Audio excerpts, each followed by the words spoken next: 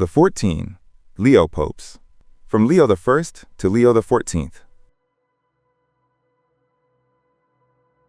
Pope Leo I the Great, pontificate, September 29, 440 to November 10, 461. Leo I, known as Leo the Great, was one of the fundamental pillars of the ancient papacy, and the first to be officially venerated with the title Magno, the Great, due to the monumental influence he exerted on both theological and political levels. He was born in Tuscany at the end of the 4th century, at a time when the Western Roman Empire was in decline and the Church was beginning to emerge as a spiritual and administrative force capable of sustaining the vestiges of the classical order. His election as Pope in 440 not only marked the rise of a man of iron will and eloquent intellect, but also the beginning of a radical transformation in the role of the Bishop of Rome, which would transform him from a figure of liturgical unity to the doctrinal and moral center of Western Christianity. During his 21-year pontificate, Leo I defined the theological foundations of what would become Catholic doctrine for centuries. His letter to Patriarch Flavian of Constantinople, known as the Tome of Leo, was key to the Council of Chalcedon in 451, where it was authoritatively proclaimed that Christ possessed two natures, divine and human, united in one person. This doctrinal declaration ended decades of Christological controversy and cemented the theological authority of the Bishop of Rome over the Eastern and Western churches. However, Leo I was not only a theologian, he was also a firm and courageous statesman. In 452, when the feared Attila the Hun was advancing on Rome with his troops, it was Leo who personally went to meet him in northern Italy. In one of the most iconic moments in papal history, he managed to persuade the Scourge of God to turn back without attacking the city. Although the exact details of the dialogue have been lost to legend, the outcome cemented Leo as the great defender not only of the faith, but of the Roman people. 3 years later, in 455, when Genseric's Vandals did manage to enter Rome, Leo again played a crucial role. Although he was unable to prevent the sacking, he interceded to ensure that the churches were respected and violence against citizens was limited. Thus, amid the disintegration of the empire, Leo assumed a role that transcended the religious sphere. He became the visible face of Roman order, mediation, and continuity. In his written works, which include sermons, doctrinal letters, and pastoral reflections, we perceive a leader with a universal vision, concerned with preserving orthodoxy, strengthening the ecclesiastical hierarchy, and endowing the Roman See with royal authority. Leo I died on November 10, 461, but his legacy survived for centuries. He was proclaimed a doctor of the Church and canonized shortly thereafter. His figure set the model for a pontiff who would act not only as a spiritual shepherd, but also as a moral arbiter and protector of the people. For many, his pontificate represents the transition between imperial Rome and Christian Rome. Since then, every pope who has borne the name Leo has lived in the luminous shadow of the former. Leo the Great, the orator who defeated Attila without wielding a sword, and the theologian who defined the nature of Christ with words that still resonate in the councils and catechisms of Catholicism. Pope Leo II, pontificate, August 17, 682 to July 3, 683. Leo II's reign was brief, but crucial in doctrinal and diplomatic terms. Born in Sicily, probably in the city of Messina, around 611, his education was rich in theology, liturgical music, and the Greek language, making him a valuable bridge between East and West. His papal election was not immediate after the death of his predecessor Agathon. The procedure was suspended for almost a year due to the slowness of the imperial confirmation from Constantinople, a sign of the technical subservience that still existed between the papacy and Byzantine power. His consecration finally took place in August 682, when Leo was already an elderly man, but full of determination to definitively close one of the most protracted and damaging Christological controversies of early Christianity, monothelitism. Leo II's principal contribution was his vigorous defense of the outcome of the Third Council of Constantinople, held in 681, which condemned as heresy the doctrine that Christ had a single divine will. Leo not only ratified the conciliar decisions, but also took a step that generated tensions in the East. He confirmed the posthumous condemnation of Pope Honorius I for failing to act clearly against this heresy. It was an exceptional gesture, a pope reaffirming the doctrinal culpability of one of his predecessors. This act was interpreted as a radical defense of orthodoxy over institutional authority. Leo II argued that Honorius had not been heretical for teaching error, but for his culpable negligence in allowing error to spread.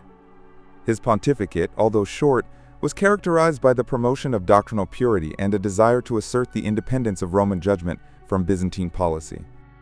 Beyond theological disputes, Leo II was also a liturgical reformer. He reorganized Gregorian chants and promoted the more solemn celebration of the offices in Rome, taking advantage of his musical talent and devotion to ritual clarity. During his pontificate, he also restored churches and supported charitable works, although lack of time prevented him from leaving a broad structural legacy. He died less than a year after his consecration, on July 3, 683. However, his memory remained intact, and he was venerated as a saint. In papal history, Leo II is remembered as a man who knew, in a short time, how to leave an imprint of doctrinal courage, pastoral sensitivity, and defense of theological truth. He was the firm echo of the Church's conscience, demonstrating that even brief pontificates can be decisive when exercised with conviction and clarity. Pope Leo III, Pontificate, December 26, 795 to June 12, 816. The election of Leo III as successor to Hadrian I marked a new stage in the history of the papacy, in which relations between the throne of St. Peter and the Western imperial power strengthened, becoming a symbolic and political alliance of enormous consequences. Born in Rome, Leo came from modest origins, a sharp contrast to his predecessor, who came from a noble Roman family. Despite this, his solid education, his pastoral dedication, and his diplomatic character earned him the esteem of the clergy and the people. He was elected immediately after Hadrian's death and consecrated without opposition. From the outset, Leo III was determined to consolidate papal autonomy from the Roman nobility, which soon led to clashes with powerful sectors that resisted the growing spiritual and temporal authority of the pontiff. In 799, just 4 years after his accession, Leo was the victim of an assassination attempt. A group of Roman nobles brutally attacked him while he was participating in a procession, attempting to tear out his eyes and tongue. He miraculously survived the attack and managed to seek refuge under the protection of Charlemagne, king of the Franks, who welcomed him in Paderborn. This episode became the turning point of his pontificate. The following year, Leo returned to Rome under Frankish escort, was solemnly reinstated, and, in an act of profound historical significance, crowned Charlemagne Emperor of the Romans on Christmas Day in the year 800. This gesture not only sealed the alliance between the Church and Carolingian power, but also reconfigured the geopolitical map of Europe, giving rise to the so-called Carolingian Empire and, later, the Holy Roman Empire. Leo III spent the following decades reinforcing the political role of the papacy as a mediator between temporal powers.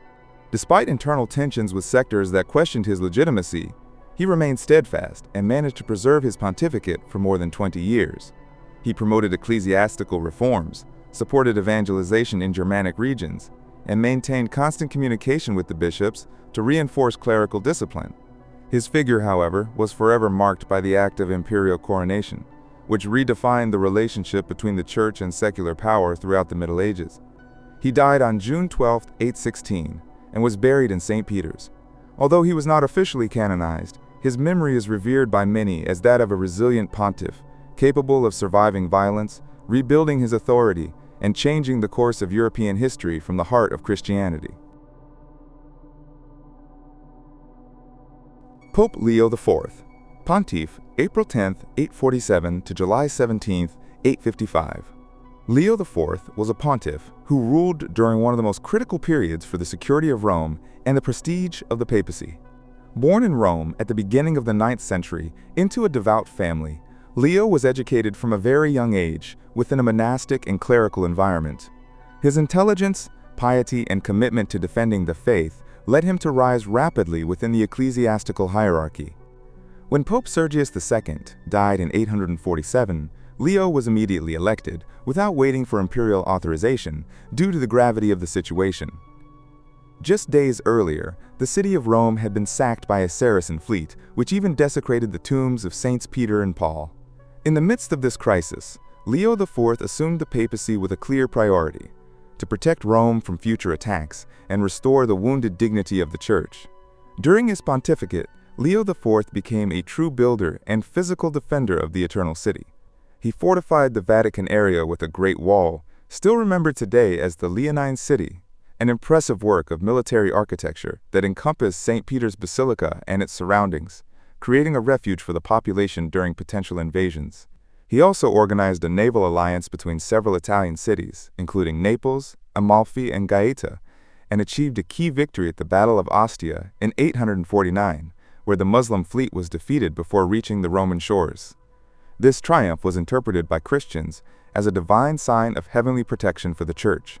Leo also promoted monastic life, restored damaged churches, beautified the Roman liturgy, and maintained a firm stance against Emperor Lothair I's attempts to interfere in ecclesiastical affairs. His leadership, both spiritual and strategic, gave him enormous prestige during and after his lifetime.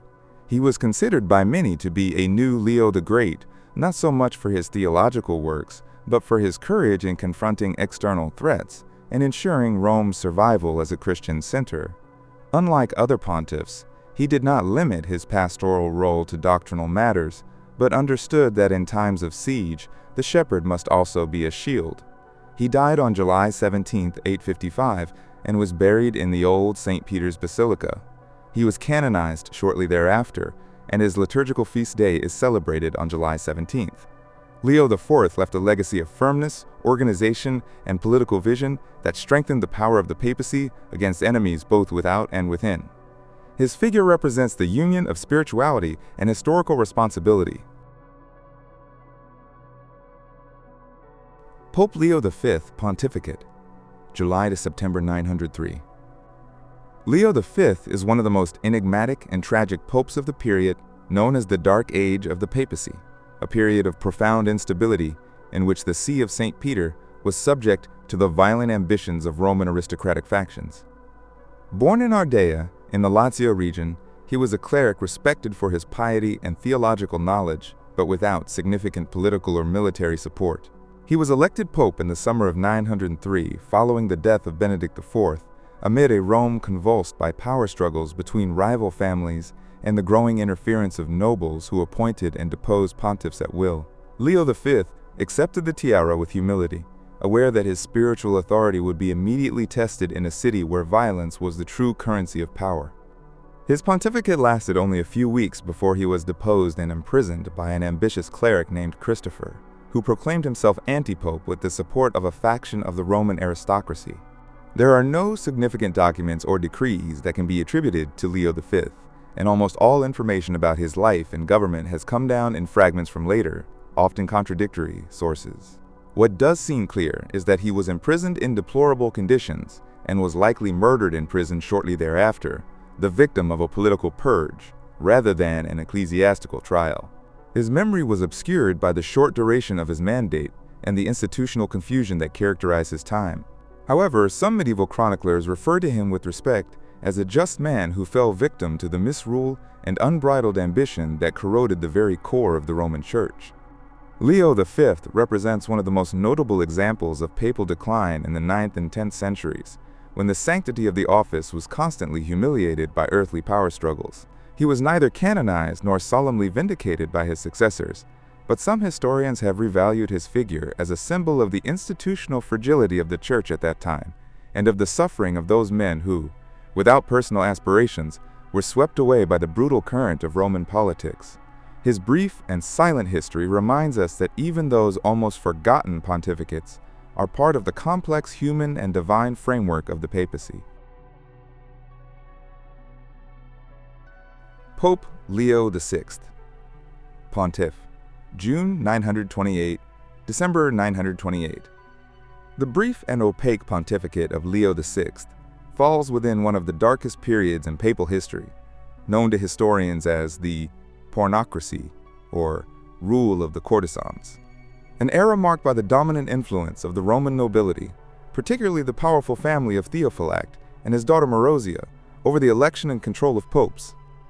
Leo VI, probably of Roman origin and a member of the regular clergy, was elevated to the papal throne after the death of John X, who had been imprisoned and possibly murdered on the orders of Marozia, the most influential woman in Rome at the time. The election of Leo VI was almost certainly manipulated by these same forces, which sought a docile pontiff, without aspirations to independent power, and whose sole function was to legitimize the political decisions of the aristocracy.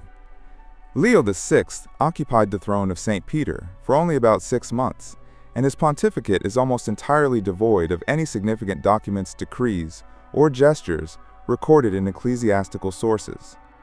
It is known that he was consecrated pope in June 928 and was quickly replaced, possibly deposed or forced to abdicate before the end of that year.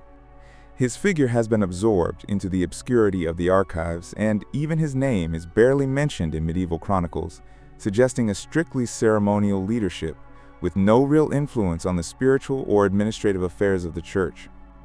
Some scholars have suggested that his disappearance from the scene was as sudden as his election, and that he may have been pushed into monastic retirement or quietly eliminated to make way for the next puppet of the ruling families. Despite his apparent insignificance, Leo VI embodies a key stage of the medieval papacy, in which the apostolic throne was reduced to an object of family manipulation, a far cry from the apostolic ideal of Peter. His brief existence as pope, without his own voice or freedom of government, reflects the profound moral and institutional deterioration that affected the Church of Rome in the 10th century, and which would later provoke the great reform movements of the 11th century. Although he left no encyclicals or doctrinal interventions, his name remains on the official list of pontiffs, a silent witness to a church caught between the greatness of its mission and the misery of the human passions that dominated it at that time. Pope Leo VII. Pontificate, January 936, July 13, 939.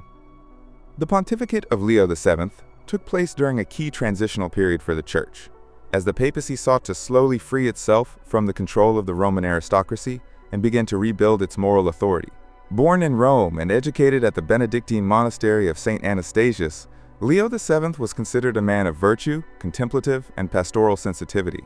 He was elected pope in early 936 with the backing of the powerful Prince Alberic II, de facto ruler of Rome, who controlled all ecclesiastical appointments in the city.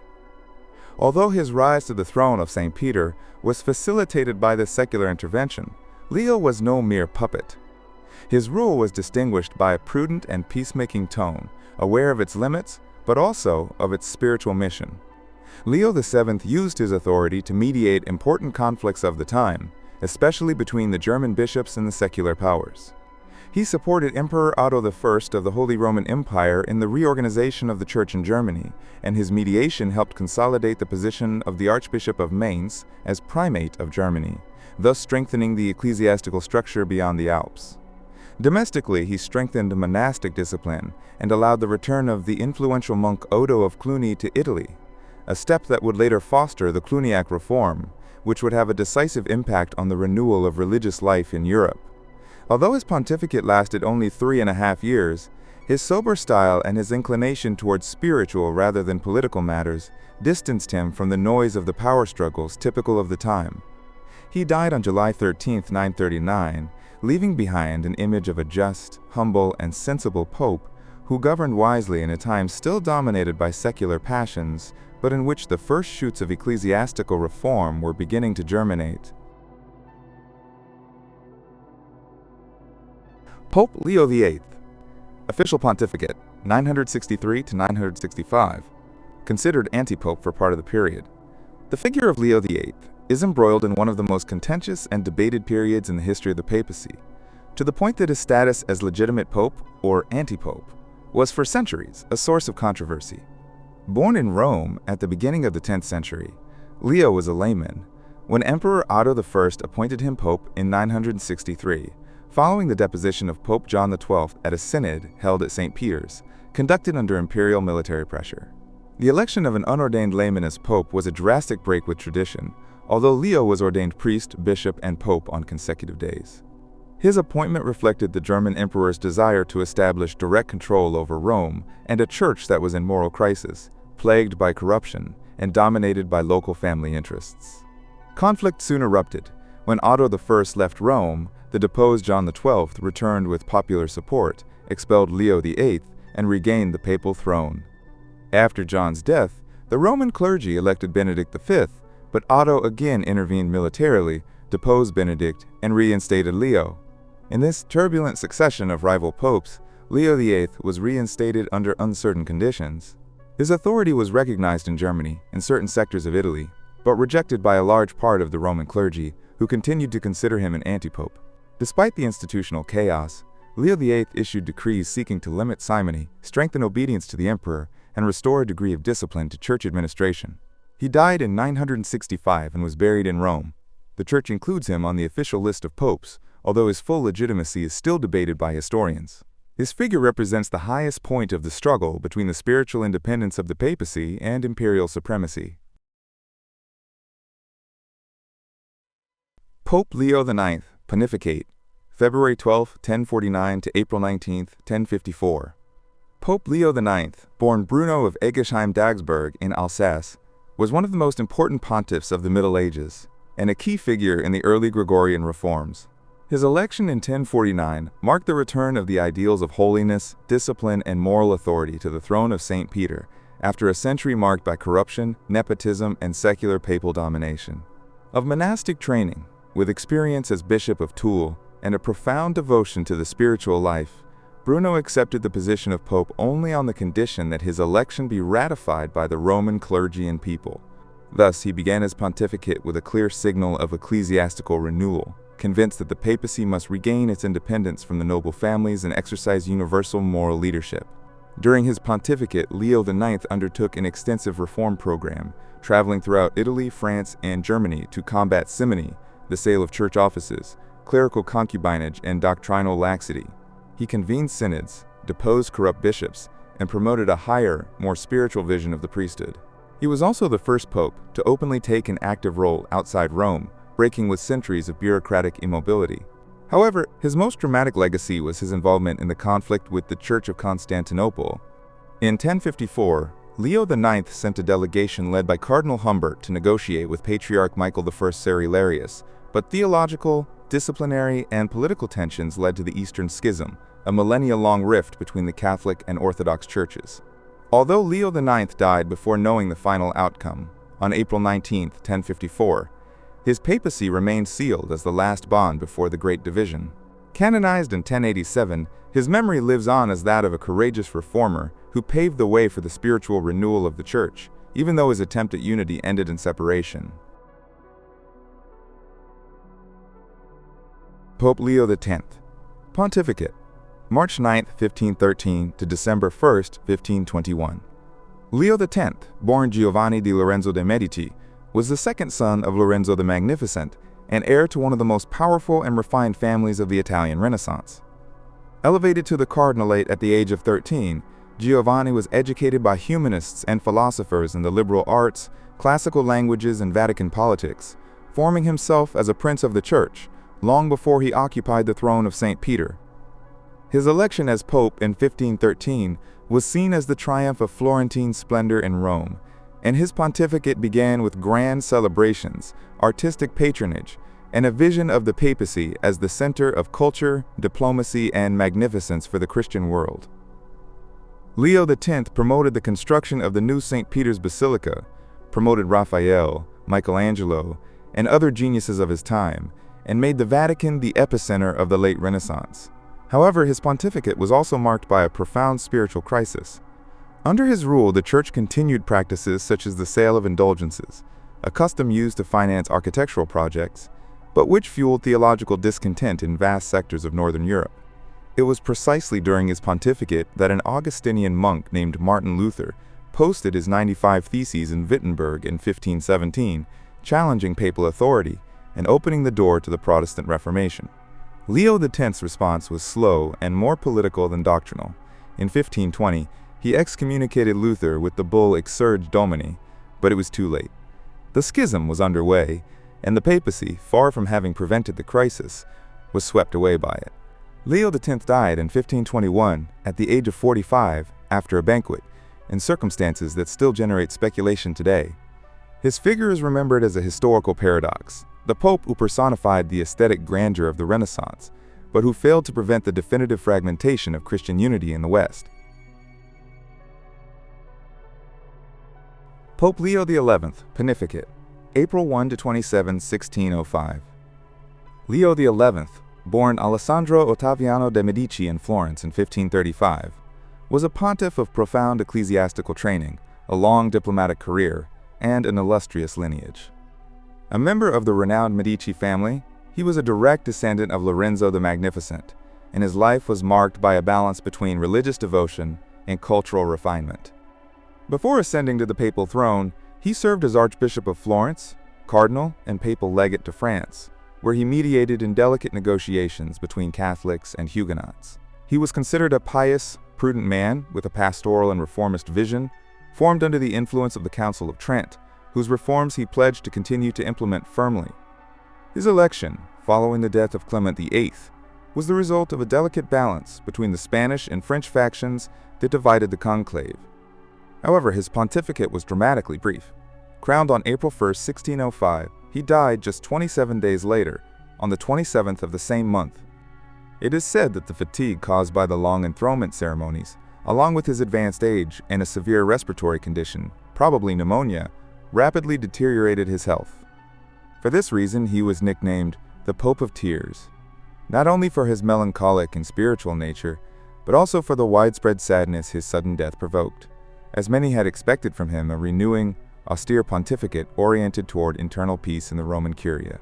He left no doctrinal writings or structural reforms, but he was remembered for his holiness of life, his moderation, and his sincere desire for reconciliation at a time when the papacy was still a central element of European politics. His death was seen as a missed opportunity to consolidate the stability and spirituality that the post-Tridentine Church so desperately needed. Pope Leo XII, pontificate, September 28, 1823 to February 10, 1829.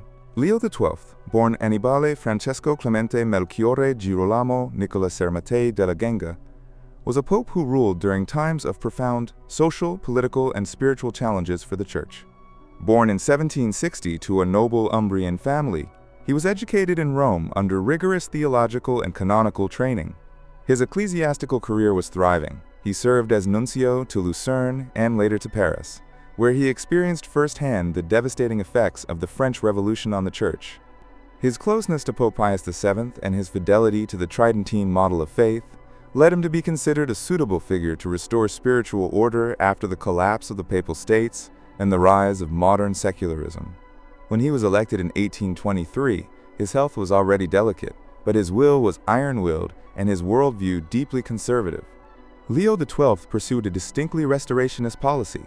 He limited the freedoms granted during the previous papacy, strengthened book censorship, increased control of the Inquisition, and reaffirmed the Church's authority over education and public morality. He restored ecclesiastical privileges in the Papal States and strengthened control over religious orders. Although he was criticized for his harshness and for inhibiting dialogue with liberal movements, he was also recognized for his profound spirituality, personal honesty, and desire to combat clerical abuses. He promoted Eucharistic worship, promoted missions in Africa and Asia, and passionately defended the moral authority of the Pope as a spiritual guide in the face of emerging modernity. He died in February 1829 after almost 6 years of pontificate. His figure remained a symbol of a church that, feeling threatened by the social and political changes of the 19th century, chose to seek refuge in tradition, authority, and doctrine, unwittingly preparing the ground for the debates that would mark the First Vatican Council. Pope Leo XIII, pontificate, February 20, 1878 to July 20, 1903.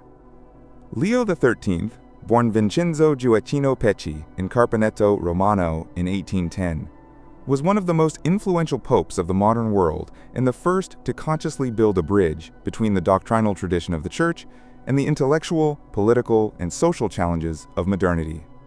Elected after the long and conservative era of Pius IX, Leo XIII came to the papal throne with a more conciliatory, intellectual, and reforming vision. His training was brilliant. A polyglot, philosopher, diplomat, and theologian, he had served as nuncio to Belgium and Bishop of Perugia, where he had already shown concern for the Church's role in labor issues. Upon assuming the papacy in 1878, He found a withdrawn church, stripped of its papal states, and at odds with the new national states, especially the Kingdom of Italy. Far from withdrawing into lament, Leo XIII adopted a strategy of intellectual openness and moral repositioning. His legacy is vast, but his encyclical Rerum Novarum, published in 1891, is the jewel of his pontificate, the first church document devoted entirely to the social question. In it, Leo XIII defended workers' rights, denounced the excesses of industrial capitalism, and rejected materialistic socialism, proposing a third way based on justice, charity, and mutual respect between employers and employees. This text inaugurated the social doctrine of the Church, one of the most original contributions of the contemporary papacy. Furthermore, it fostered the study of Thomism, promoted the restoration of scholastic philosophy, encouraged dialogue with science, and opened spaces for diplomatic collaboration with governments previously considered adversaries. He died at the age of 93 on July 20, 1903, after 25 years of pontificate. He was the longest-serving pope in history up to that point and one of the most respected, both inside and outside the Church. Leo XIII transformed the papacy into a modern moral voice, capable of engaging with the world without renouncing its spiritual identity. Pope Leo XIV, Pontificate, 2025 present. Robert Francis Prevost. Pope Leo XIV, born Robert Francis Prevost in Chicago in 1955, represents a profoundly unique figure in the modern history of the papacy. Of American origin and naturalized Peruvian, his life and career embody a fusion of cultures, languages, and missions that reflect the diversity of 21st century Catholicism. He joined the Order of St. Augustine and was sent as a missionary to Peru in the 1980s during a period marked by extreme poverty, internal armed conflict, and the presence of terrorism. There, amid the mountains of northern Peru, he developed a pastoral approach that was simple and deeply committed to the poorest. His missionary experience, along with his academic training, he earned a doctorate in canon law in Rome, gave him a universal perspective of the Church, while maintaining a deep rootedness in parish life. Before his election as Pope at the 2025 conclave, Prevost had served as prefect of the dicastery for bishops and as a member of important Vatican commissions. His election was hailed as a sign of renewal, spiritual continuity, and pastoral leadership. By taking the name Leo XIV, he evoked both the tradition of reforming pontiffs and the courage of figures such as Leo I and Leo XIII. In his early pronouncements, he championed interreligious dialogue, integral ecology, and the need for a synodal church, centered on listening and collective discernment. He has shown particular attention to the issues of migration, social justice, and the defense of life in an increasingly polarized world.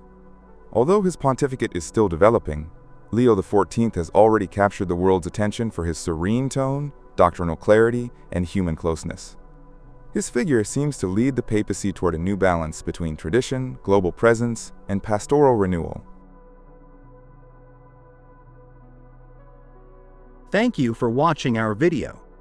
Subscribe to our channel for more videos like this. Give it a like, comment your thoughts, and share this video with your friends and family.